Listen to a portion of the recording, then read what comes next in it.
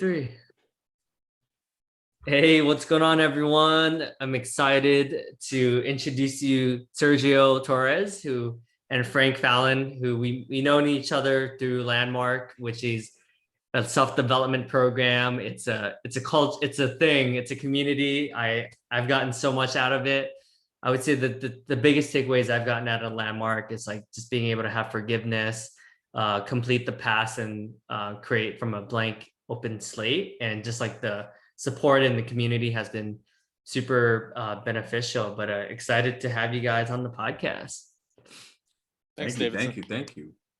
Oh yeah, and to give you context, so Sergio just graduated from NYU Silver School of Social Work. So he's a social worker, and makes a lot of sense. I know you're always helping out the community, always giving back. And my man Frank here, he's an artist. They're both started a podcast called the Unmanly Podcast, and both just amazing human beings, always opening with their heart and just being their full authentic selves. And yeah, just excited to be with both of your presence. Yeah, we're excited to be here with you, dude. Yeah. Thank you. Yeah. So what made you want to start this podcast? I feel like there's so many topics you could talk about, but clearly something resonated enough for you to start your own podcast on this topic. Honestly, it actually was an idea that we had when we were actually in our program together, and we just once we met each other, it was just easy for us to just riff and joke around, and like there was definitely that sense of humor, and we just clicked. And after a while, we're like, this whole thing, we can make a podcast off of our like dynamic and what we're doing. So so we played around with the idea, and then like a year later, or almost a year later, less than a year later, really. Yeah, less than a year. Yeah. After we, you ended the program by then. I already was out of the program. I hit you up. I'm like, how about we do the podcast? And then ever since then, we just put things together, and then here we are. We've been recording since like August. We released our first episode last week, and there's more to come. That's awesome, man.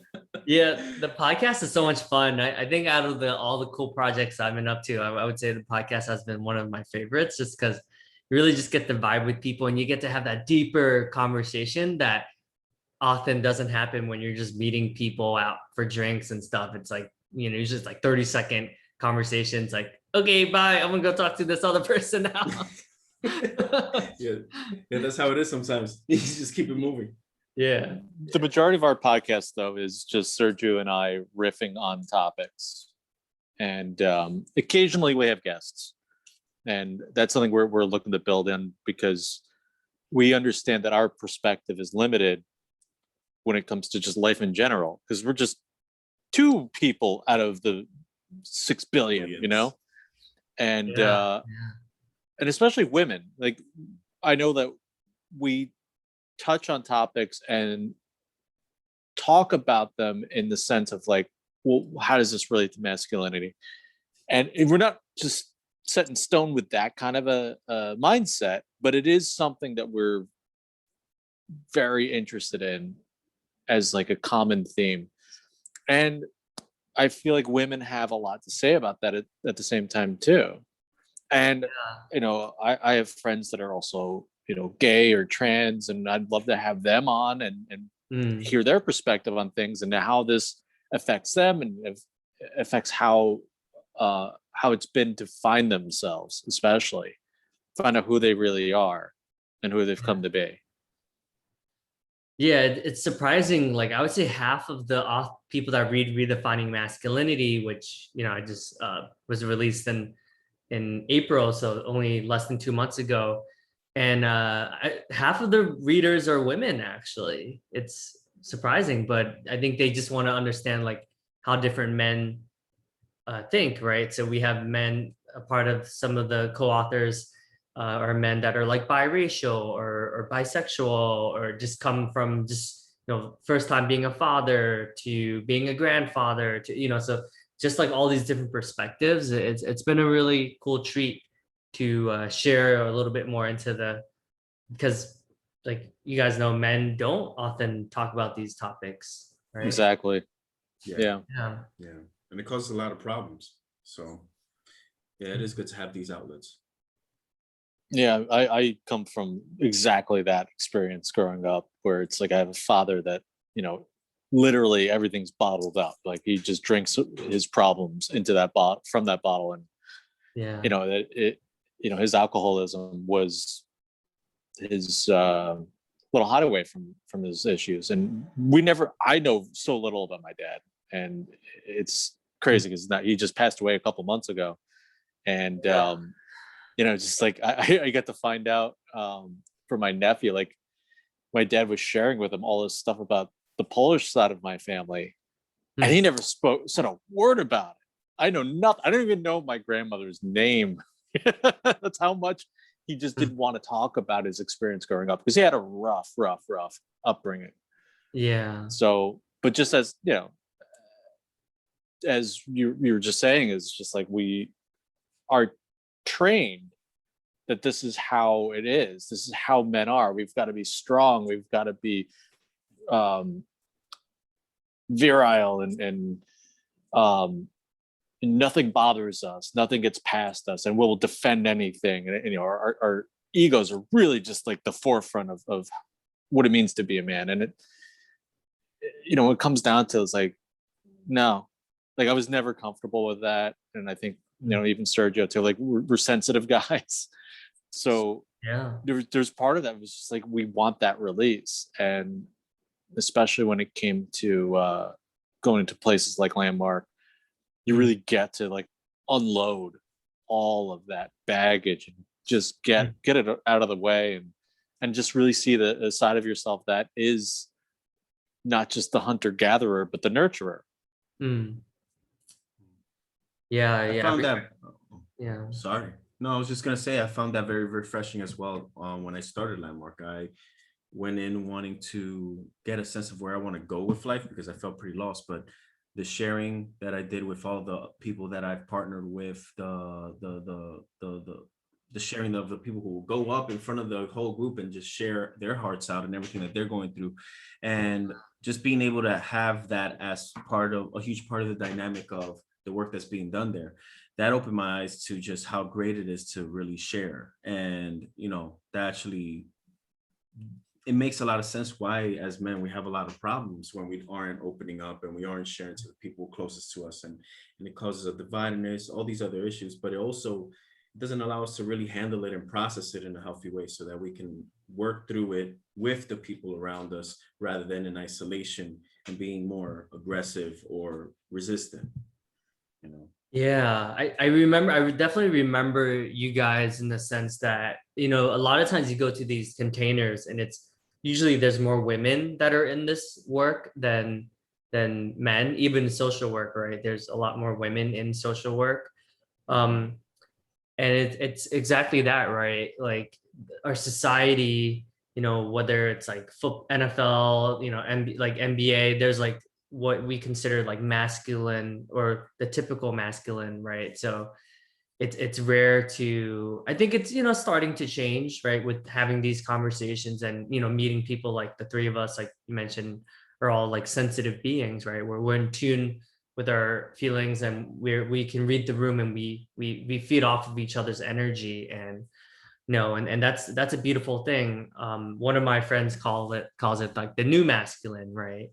And I respect that, because she was able to put words, and she was like, I appreciate it so much, because like you are hyper aware, and your impact, and how you affect others, and it's a really cool thing to see. So yeah, that's awesome. I like that terminology though. That's the new masculine. Yeah, yeah, because there is room for it. There's room to be empathetic with others. And I didn't see a lot of that growing up. I saw quite the opposite, where you had to hide, otherwise it was all survival. It's all surviving bullies and what have you. And and it's just like, all right, enough. I think our society has had enough of it. Like, we don't need another school shooting to go by. We don't need any more suicides to keep happening and all that. I feel like the work you're doing, Davidson, and the work that Sergio and I are doing is just growing. There's more of us just coming out and being a resource for those that probably need to listen to this and probably need to hear this because they're not hearing it from anywhere else. Yeah, and if you don't mind me asking, because it was pretty recent, like, how are you feeling now? Because I'm sure like that whole process has probably, I'm not surprised if that you released the episode recently, right? Because of what happened, like it probably actually made you think about that even more so, right? Yeah. Yeah. So, you're asking about my father's passing, right? Yeah. So yeah, I made my amends with him a long time ago. And it was right after my mom had passed 10 years ago. And that was like, all right, I am not letting this slip by, because he was in poor health at the time. And he's kind of been in poor health for like 11 years before finally passing away. But yeah, I just knew that this is the moment. Let's just do it. I was unemployed at the time. I had nothing else going on. He had a nice 2-hour car ride with me. So I was like, this is it. And this was the most clear-headed he was. So I knew I could have that conversation with him and get everything all cleared out in the open, and find a place of forgiveness. And we reached that. And honestly, like, that's the past 11 years have been the best our relationship had ever been. So, and I did get to see him, despite all the COVID pandemic stuff, I got to see him 3 weeks before he passed. So, and it was just like, I happened to plan it, and it was like, all right, we just got to do this. My girlfriend helped me out with it. And we went down to Atlantic City where he lives, and just got to see him. I got to show him the art that I've been working on. And I just always know that he was proud of me. He would say it more often in the recent years than he ever had, because I would have to hear it from my mom. That's, again, going along the lines of what we're talking about here. Yeah. Like there was a point where he was upset with me because I dropped out of college. Because I was like, this is not progressing me with what I want to do, so I'm out. He didn't like that. Yeah. But he knew he had no say because I was paying my way. But he just complained to my mom instead, and I had to hear from my mom. And my mom was like, it's like, I know you know what you're doing, so don't worry about it. And then later on, when I became a professional illustrator, he didn't say this to me directly. He said to my mom, was like, because my father was also an artist, a fine artist as well. And he's like, yep, the apprentice has surpassed the master, is what he said. I don't believe that, but that's what he said, or at least through my mom. And so I think it took a lot of time for him to realize, like, I think after my mom passing, he didn't have that buffer anymore to share his feelings with. So he had to share them directly with me. And so that was big. So yeah. Wow. Yeah, I'm definitely at peace with the old man. He's he's definitely missed. Yeah. It's ironic. It's actually crazy timing. So the last 2 weeks was the first time my dad stayed at my place, and that we spent like a week together in 18 years, actually. Wow. So that was crazy. Yeah. So that was a healing process. And I was finally able to like acknowledge him for the first 15 years that he did the best he could. And I finally asked him that hard question, like, let me hear your side of the story, And yeah, we cried together, and it was beautiful, but took a lot, and Landmark was probably like the most pivotal, I would say, program that helped me really create that space, Yeah, I remember that. Yeah. But yeah, never ever would I imagine crying with my dad though, like that was an experience. Yeah. So that had to have been freeing for you though. Yeah. I was just like, thanks for coming to the wedding. Thank you for showing us unconditional love, and like, I got that you did like really care, and you still care. I was always like, oh, he doesn't care anymore, but I got that he does care, you know, and his way of caring is actually by leaving us because it was a toxic environment, you know. So he saw that the combination, the chemical reaction of them two was actually like more caustic than you know, than separately. So I was Yeah. able to like appreciate that and just accept it, you know. Yeah. No, it's moving, man. Yeah. Yeah, this is right in, just going right into it, right? Yeah. No, I'm fighting back tears here. That's Yeah. amazing. But you know, the beautiful thing here is the fact that you were able to have those moments with your fathers. You know what I mean? I would say that me personally, you know, I'm grateful that my dad was always there. You know, he was very busy. He was always working because you just got to make ends meet. But I never had a real close relationship with him growing up either. And really, our interactions was more very superficial, where it had more to do with like what I should be doing as a boy at whatever age I am, like, oh, how the girls, or you know, oh, you know, and he maybe talk sports or anything like that. But I would say that it must have been in the last maybe 5 to 10 years that he started becoming much more emotional and open and sensitive. And I'm not sure what happened. I'm chalking it up to just his developmental stage in life. You know, he got to a certain age and he started reflecting or something. But essentially, he will now actually, you know, open up more with me and really want to know more about what's going on in my life on a deeper level. And we'll start to actually discuss different concepts and things that are either he's challenged by or I'm challenged by. And you know, I do remember that in Landmark, there was one day that when I was like, I don't really have a relationship with my father, and I need to declare something. I need to do something about this. Mhm. And you know, what I did was essentially just talk to him more, reach out to him more, you know, spend time with him more. Apologize for some things that I've done, not so great as a son, but essentially telling him like, I want this to improve. I want us to get closer. And you know, I guess it just coincides with him just getting to a place where he wants that. And you know, now it's like I can't get rid of this guy. He's calling me every day. Wow, that's beautiful. Huh. Yeah. That's awesome. But yeah. Crazy. But yeah, I mean, I think that's a huge part with what we are challenged by as men when it comes to being vulnerable and open and connect with people, is also not having that role model growing up. Because a lot of, you know, granted, I'm sure there's exceptions to the rule, but you know, in terms of, you know, what was normal for our parents and our fathers growing up, you know, it was a whole different lifestyle, it was a whole different perspective of what masculinity is. And it's hard to find a role model around our parents' age, our father's age, that you know can actually exemplify a lot of the behaviors and you know just the life lessons that they can teach us, you know. So being able to have that connection with our fathers no matter what point is valuable. There's Yeah. something there that's missing otherwise. Yeah, I think it's also like you have to give yourself credit too, because like I think you created that space, right? Like you're the first one to like take responsibility, like, and apologize for the things that you've done.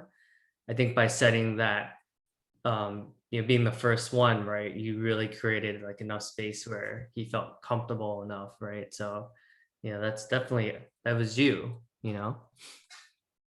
That's fair. I appreciate that. That's fair. Yeah. I hear a little resistance to take the acknowledgement there, Sergio. I chalk it up to toxic masculinity. Oh, sir, but at some point you have to take responsibility. Yeah. Thank you. No. Speaking of responsibility, I honestly, I still think I need to take some more, or I get to like take responsibility, because like when he definitely triggered me a lot this past couple of weeks when he was like, you know, you were also one of the reasons why I left, because he's like, I think I felt in your being, well, he said in Vietnamese, so it wasn't exactly these words, but what I got was, it was my being that I lost respect for him when he was like unemployed and wasn't working and, you know, was going through depression. And that was like the final straw where he was like, all right, I'm out, you know. And I never heard him share that with me. I had no idea, you know. And at first I was like, what the is this guy talking about? Then I was like, all right, let me take a step back, try to understand where he's coming from. And I was like, you know what? I did lose respect for him, and I'm glad he shared that with me, because I had no idea that that's how he truly felt. Mm. Yeah, that's incredible. I mean, and a lot of appreciation and respect to you for just having that,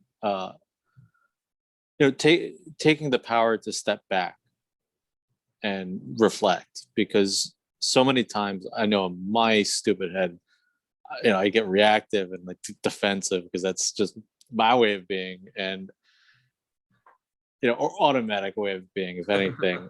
And not to get too landmark with everything here, it is proprietary stuff, but But it was a reaction.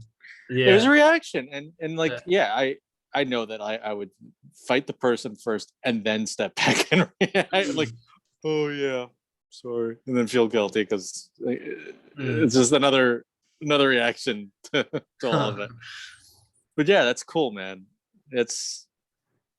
I mean, again, like, this what's great about even all of us sharing what we're sharing right now is like someone gets to listen to this and hear examples of like what this is like, what this could look like in their lives.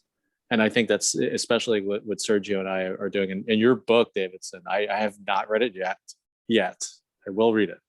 Are you going to do an audio version of it? Yes, we are. Yeah, we're putting together the Audible. Yeah. Oh, nice. Good. Perfect. I'm dyslexic too, so this will go well for me. I may misread something and just totally lose the context. Yeah. But yeah, I look forward to reading that. And but it's important, these things. Like, I think that there isn't enough education in mental wellness. And we get so much education from like TV, entertainment stuff that's more about like escapism, which is fine. It's all great. I love it too. But there's so much of it that there's not enough done well enough, I should say, that teaches that there is no way to be a man, that there is no way to be a woman. There's no way to be anything but a human being. And, if you want to go as far as like the 4 agreements as like a way of like how to live, that, I mean, I think that's it. Like, you just need that, and you just rock on with your life. Yeah. Read 4 agreements and just do whatever you like, as long as you're not hurting people. There you go. Boom. Pretty much. Like, don't hurt. No harm to yourself. No harm to others. Well, you know what's funny about this? I've thought about this a lot, actually. I think that if it wasn't for me trying to quote make up for all of the quote hearts I've broken and crappy things I've done, I wouldn't be so into like this types of conversations and so into social impact. So in a way, like, I think now I mean, obviously I try to relate to it like, I am a good person, instead of like trying to make up for lost time. But I don't know, in a way I'm like, okay, like, I mean, the extreme case is like maybe someone was like, had a serial killer or son or something like that. And then, oh yeah, that actually happened, like the Columbine. And then the mom ended up being like a public speaker and like sharing her side of the story about how she was like afraid to go out because everyone would just judge her. And like, but she ended up being such a huge advocate, and she ended up impacting so many lives through her speeches and all that. And I was like, wow, I would never think of that, but yeah, it's a weird push and pull. It's the power of adversity and overcoming it. You there's only one way through, and eventually you find your way if you are persistent enough to find a way out. So yeah, it's incredible. And like, we're not the only ones. That's what's, again, another positive. I know I'm repeating myself a little bit, but yeah, I think the more layers we mix in here, like, I don't want to have the corner of the market on like this kind of talk. No reason for it. It's all should be shared and celebrated, because looking at the past year, especially with everything that's going on, so much hate and negativity, and on top of a pandemic, which, depending on how you look at things, gave everyone the time to go out there and speak about it. Mm-hmm. So eventually, and I hope sooner than later, people will start to see how silly it is to hold these stances so steadfast of like, how different a person looks, and like, well, everyone in my community thinks this way, therefore I have to, because they're afraid of looking bad. They're afraid of like losing that community. Yeah. And that's a big piece of the puzzle. Like, how many people are afraid of speaking their minds because they don't want that judgment, they don't want that flack, so they just keep quiet to themselves. And who knows, we got the others that like to hide behind screen names and wreck people's lives online, and that's a whole other piece of the puzzle as well. Yeah. Yeah. I remember there was someone talking about how he was one of the red states, right? And he was just saying, like, I went to one of the rallies just to see what it was like. And he was like, honestly, like, they had a good time, and they're just like the community, everyone it's just what everyone does, right? It's like the same thing as just go, like a day, go in the church routine, right? So if you're just surrounded by that, and these are the people you look up to, people that you respect, and you're a kid, like that's just what right? So he said that it was just interesting to see, like, I don't know, it definitely gave me like a different perspective when he said that, because he was just like, yeah, like we're good people, like, they have no bad bone, no bad intentions, but it's just how you grow up, and that's just what everyone else is doing. Mm-hmm. Yeah, the environment has a huge impact on how we develop, for sure. Mm-hmm. Yeah, but at a certain point, if you're exposed to enough that's contrary to what you believe, yeah, some people will open up and say, okay, what's going on here? Like, why do I keep getting this flack, like something like pushing against me and what I believe? That happened to me early on because I learned some bad behaviors. Like my mom would say some very racist stuff, I picked up on it, homophobic as well. And then like I get to high school and I have to deal with this. Like, I was never racist, thankfully, but homophobic, yeah. And then I like, next I know, my friend's wearing a skirt. So there's a lot of like queer, trans kind of stuff underlying. A lot of cases, my friend wearing the skirt to school, that's not a guy wearing a skirt is not exactly low key. He was making a statement, and I walked around with him dressed like that and not worrying. So there was a piece of me that was open to discussion and to be corrected. And I don't know where I was in my life at that point, but I was definitely confused about a lot of things, as most teenagers are, and willing to embarrass myself, and take that embarrassment as like, hey, maybe there's just something I could be doing better here. Maybe there's something I need to rethink. And but I don't think a lot of people have that in them.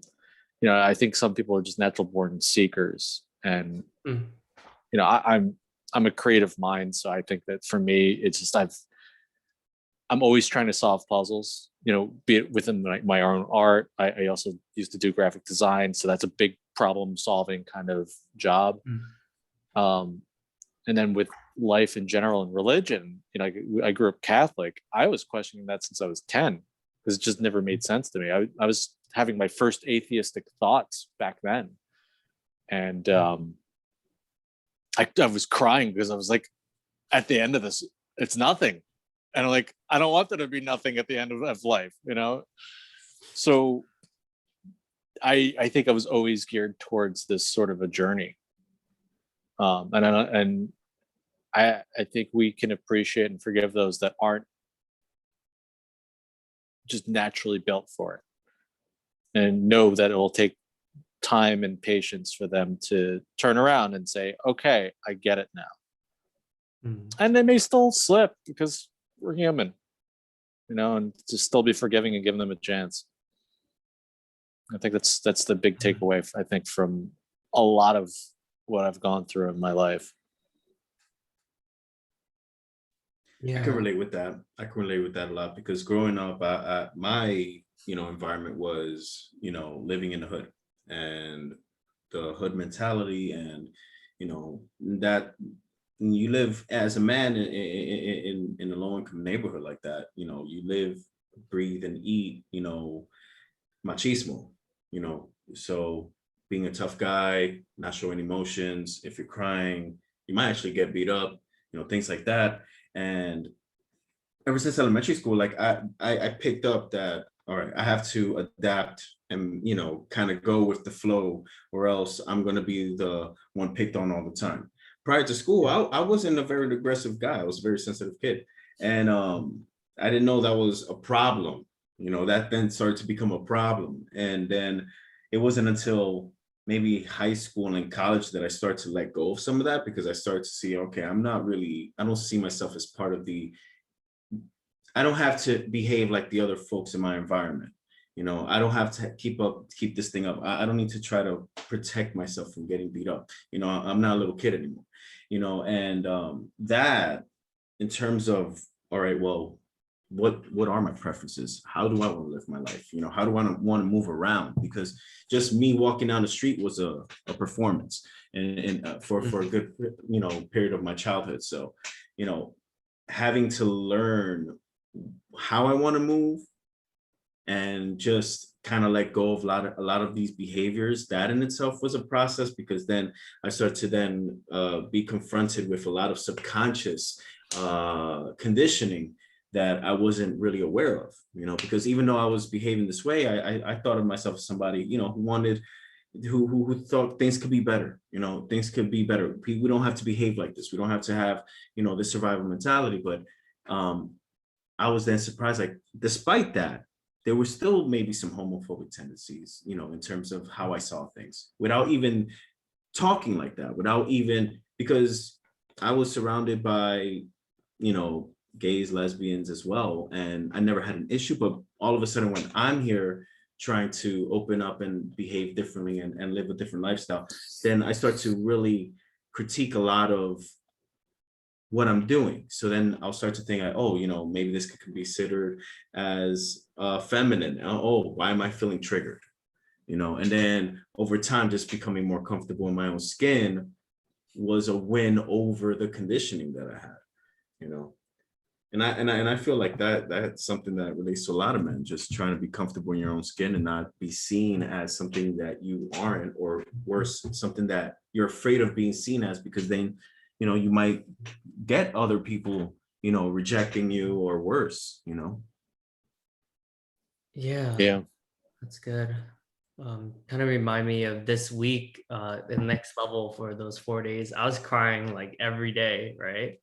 But I was finally able to just own it. And I'm like, I'm someone who's very attuned and very connected to what everyone's talking about. And, like, one of the reasons why I married my beautiful wife is because she cries after like every movie, because her heart is just that big, where she could see, like, today we watched TV and then there was a gangster that got punched and she's like, oh, my tailbone, but I'm like, I love it. I'm like, you're adorable, and I cry like just thinking how beautiful her heart is, and I own it, whereas like in the past, like, definitely was not like that. It was like I would just punch holes in walls, like that was my way of like dealing like with anger and stuff like that. Ah, man. Yeah. There's a couple holes out there in the world with my name on it too. Yeah, same. Yeah. I went through most of my life without expressing my anger through physical violence. But man, my mouth, just fire. Just not even in the current colloquialism. kind of old. But yeah, I mean, I could be awful. I still could. I was gonna say, I The could thoughts see are that. still there. The thoughts are still Yeah. there, you know? Because- they don't go away. the whole thing is Yeah. like it's one-upmanship, you know, and it's the Yeah. same in comedy. So you're always competing, and there's some things I said to people that were just to be cutting, you know, and it's just like, come on. Yeah. And now I've grown up. I've finally grown up, and I realized like you don't do that. It's like it's serving no purpose other than hurting someone, and you're not committed to hurting people. You're committed to, you know, being good to everyone and wanting the same in return. So it is a give take, and you know, eventually, like I said, I do see. I'm very always optimistic.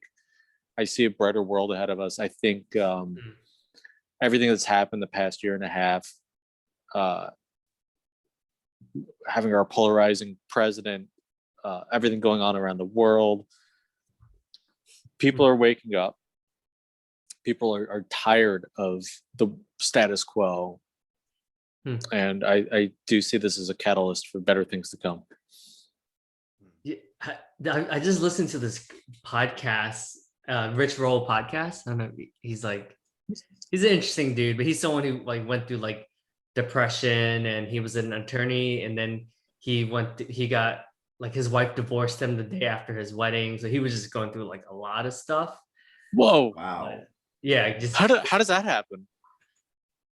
I mean, the guy has had some. I don't even know like why he was depressed exactly, but I mean, I guess like the typical. So he was like a really good student athlete, right? Like just really talented, went to Stanford for swimming and stuff like that. And I think maybe all the pressure that was put on him to be successful, to be like a big time lawyer. Like, I think he just didn't want to do that, but it was just like what everyone in his life was doing. But anyways, the guy he interviewed on the podcast mentioned the book called The Fourth Turning, and we go through these cycles where now we're in the fourth turning. So the fourth cycle where it's like where all the change happens, but it's also the most destructive, like catastrophic Armageddon, right? Which is what's happening. So he says, like, if you look through history, there's always these cycles, and then what comes after that is like the rebirth, where like there's like the change, and it's like the utopian era. But so we go through these different cycles, but he said like right now we're going through like the all hell breaks loose cycle. And I just bought the book, and I was like, I can't wait to read it. But I just find it so fascinating that history tends to repeat itself, you know? Yeah.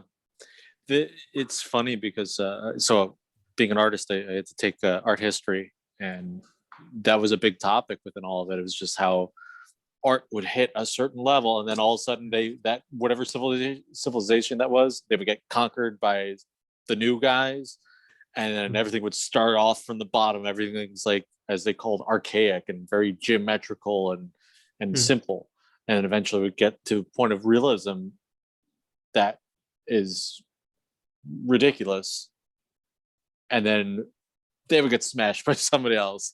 You know, so if it wasn't the Greeks that getting conquered by the Romans, then it was the Romans being conquered by the barbarians as a whole and becoming Europe and all that.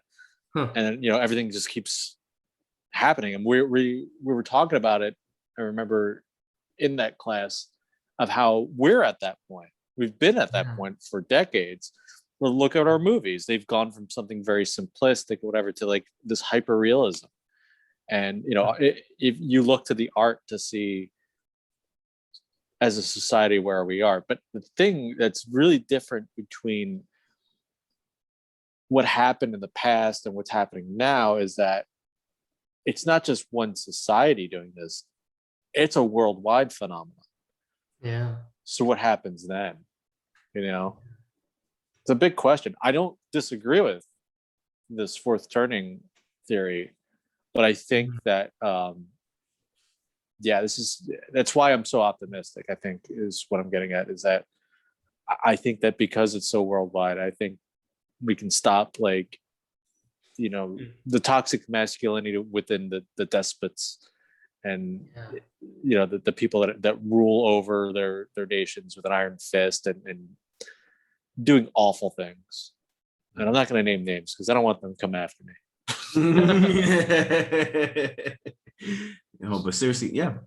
But I totally agree with this, that there's a lot of change happening. I'm also hopeful. I'm also hopeful.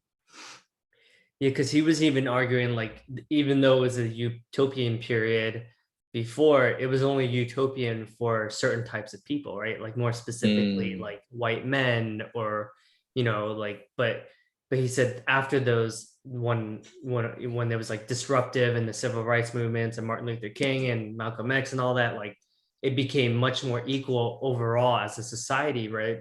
But he's saying, like that smacked the world, like that changed everything, right? Like it was a big deal, like for them back then, right? That's a great point. Yeah. Yeah. So it's interesting. But yeah, I mean, it sounds like we're right in the middle of it though. So well, now that you mention it in that way, I don't want to eat up time with this topic too much. But it is important. It's just that, the civil rights movement was one of those moments. But I think the thing is that it didn't get to go all the way.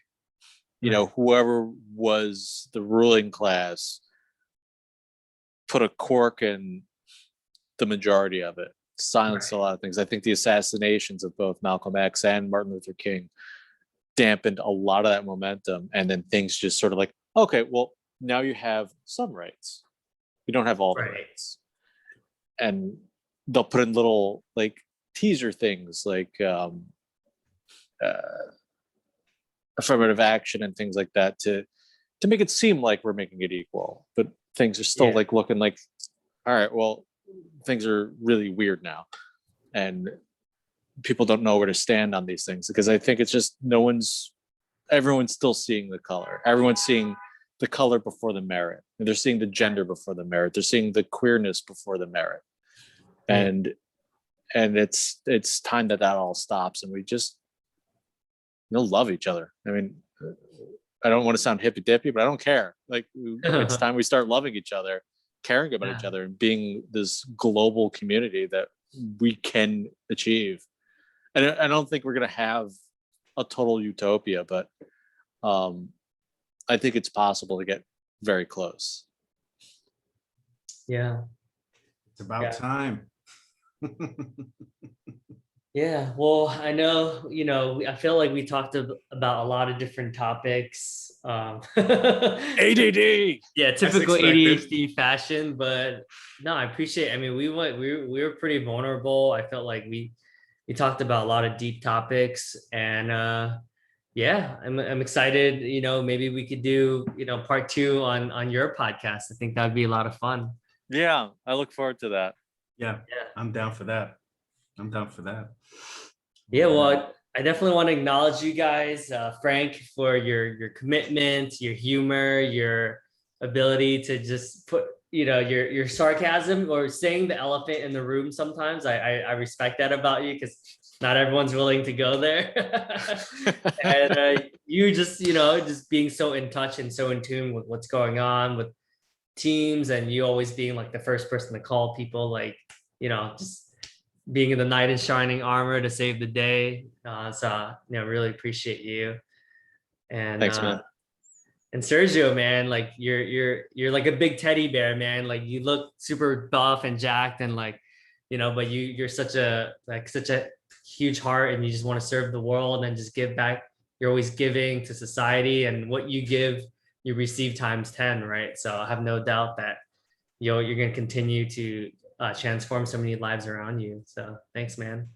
Thank you.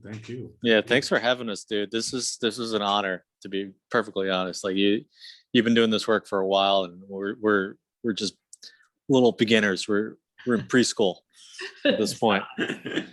Hey, man. But yeah, no, it all starts with I never thought this is for me to make to 118. Like it's like a blessing, because I quit everything. So that's awesome. But I'm sure you guys will get there, and yeah, we'll celebrate. when you get there.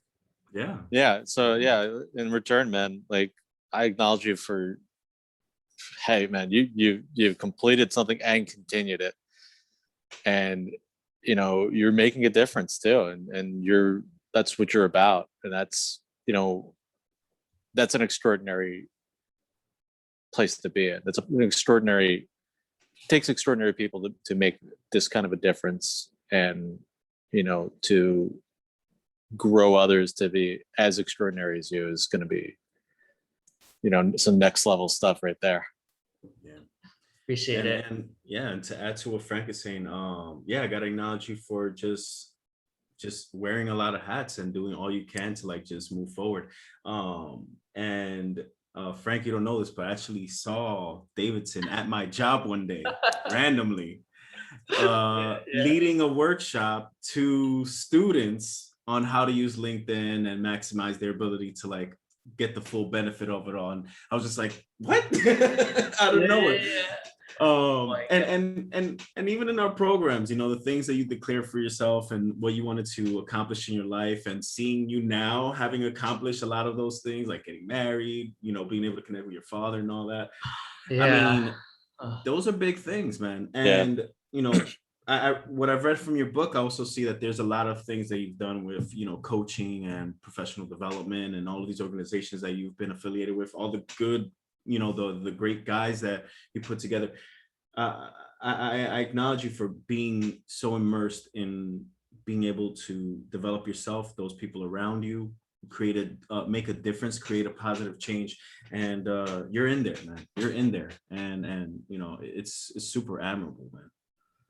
Thanks, man. Yeah, it's guys like you two that really have set the foundation and created that space where I feel like I can bring that to other men, right? Like it just started with you guys in the Landmark community where I was like, oh, I can cry in front of others and it's okay, so honestly, like you guys have made a huge difference, and I don't think I've quite acknowledged you guys for that. So thanks, man.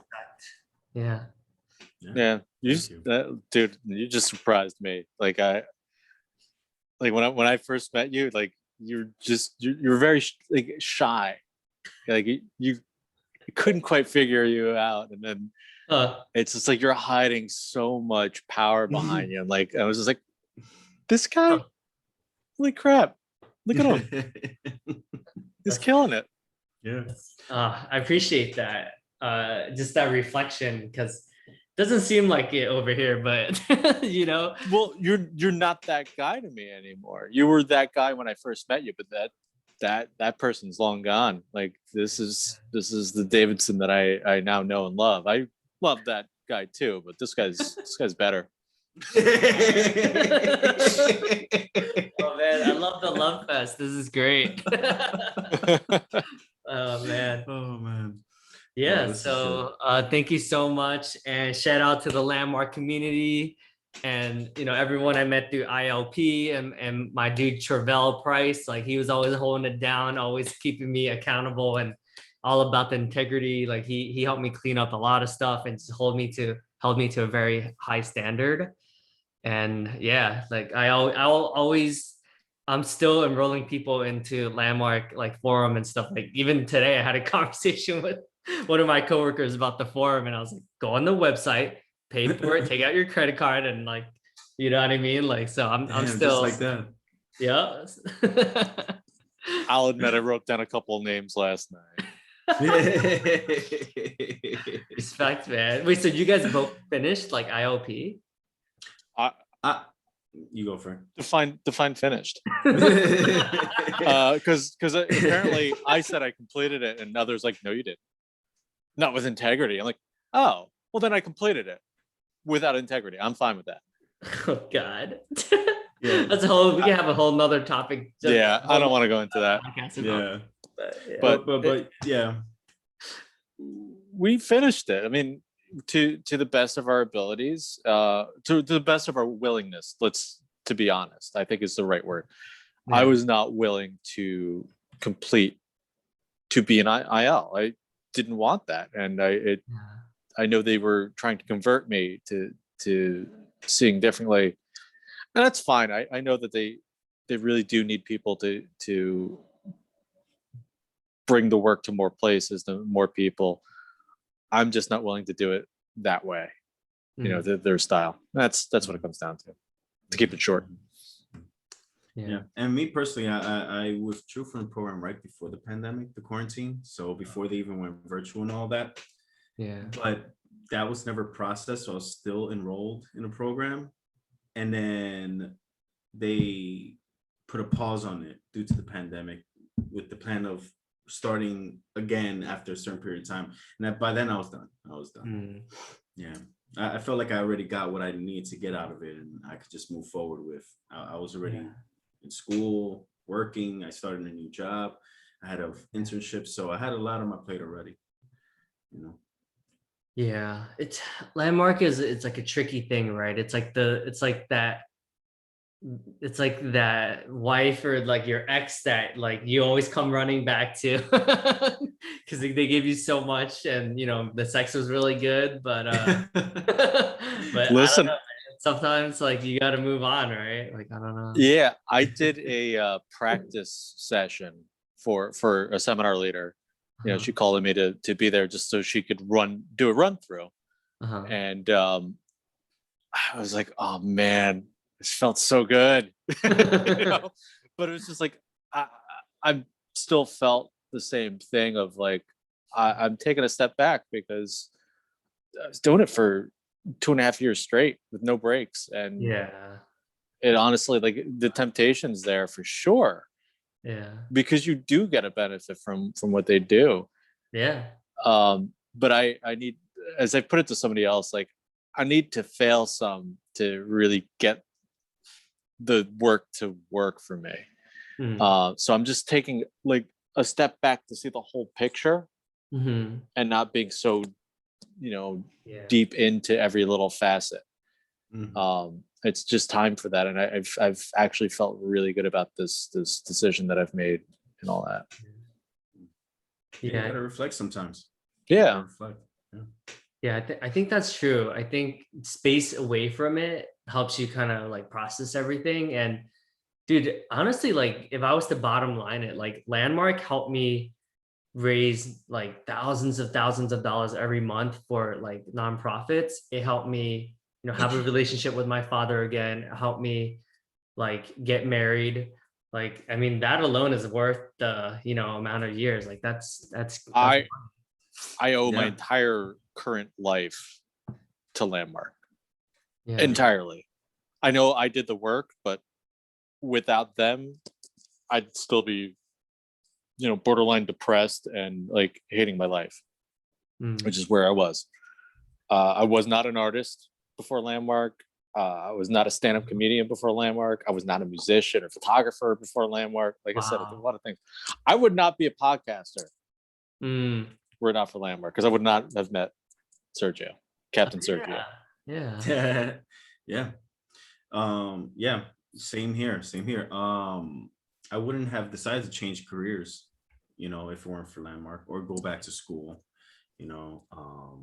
get connected with my family and rebuild relationships with my parents and my siblings.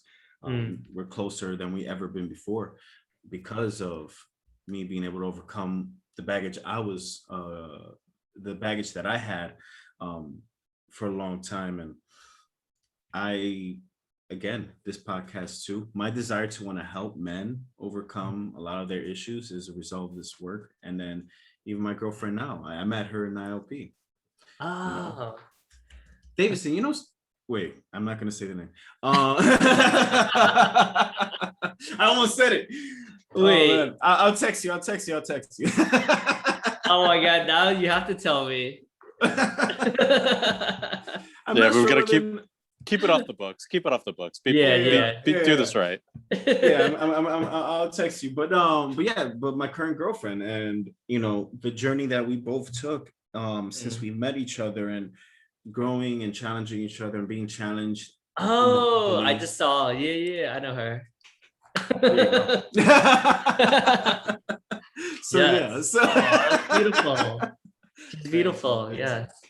Thanks. Dude, I mean, that's money right there. I mean, you There's no other better way of sharing gratitude for Landmark than what we just talked about. So Seriously. Yeah, I honestly love that place. I mean, I have no problems with the organization as a whole.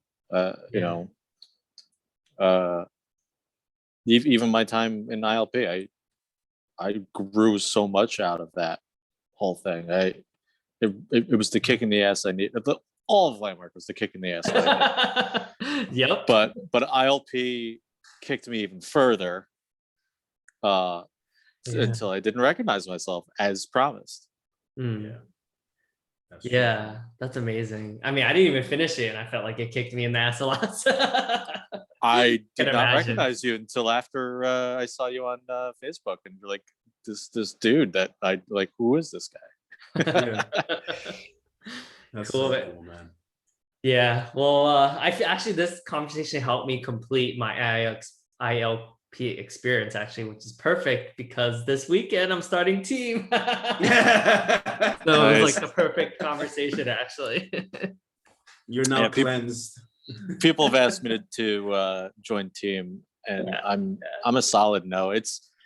I know what it's for. Yeah, Sergio already knows. It's like my end of it, but it's not. I have some rackets around it. Yes. But it's also just like I don't need it in my life. It is a very specific program. If it was simply just practicing the Power to Create and Access to Power courses, great. But it has this whole other business element to it that I don't want that. That's great. Yeah, I'm probably that's gonna be the thing that's gonna be, I guess, triggering for me as well, but we'll see. Listen, I think with where you're at, and everything that you're up to, I think I could see some benefit that you may not see right now. So yeah, you roll with it. Listen, you can always say like, this wasn't for me. I'm out. Don't try to talk you back. You're like, I'm pretty clear this is not for me. Walk away. I think it'll be fun. I think just being in the conversation will help me really be laser, and then also like learn how to say no to things, and also like be better at enrollment. I feel like you can never be a master at enrollment, right? There's always levels to it. Yeah. Yeah. I'm pretty terrible at it. I'm not. Yeah, I was gonna say. All right, gentlemen. Well, this has been so much fun. Well, I'm sure we'll be on each other's podcasts and there'll be conversations. But love you guys. Right. Love you too, right, man. love you, man. Thank you so much. Yeah, thank you.